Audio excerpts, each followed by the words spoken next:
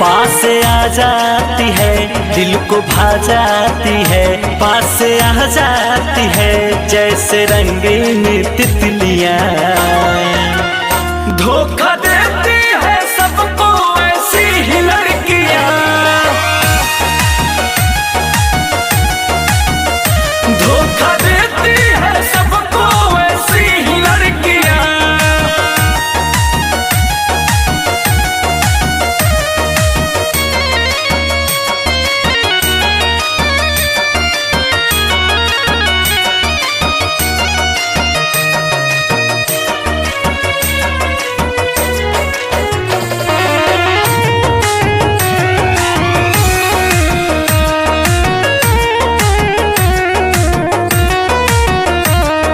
हद से भी हसीन है जो इनकी ये अदा, सोचे न समझे दिल ये इन पे हो जाए फिदा।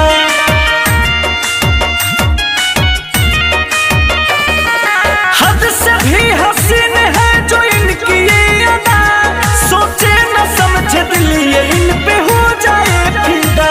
पल में हंस देती है, पल में होती है खफा, कैसे समझे कोई सच में है ये बेवफा।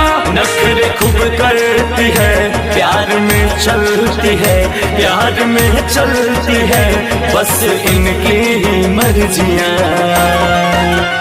धोखा देती है सबको ऐसी ही लड़कियां,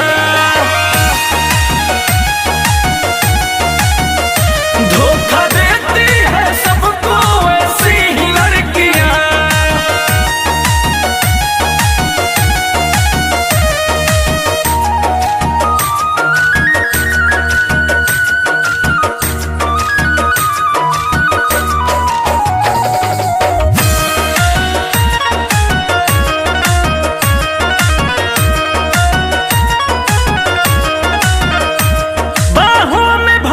सीने से जब लेती है सटा, बेमौत मार देती है ये जुल्फों की घटा।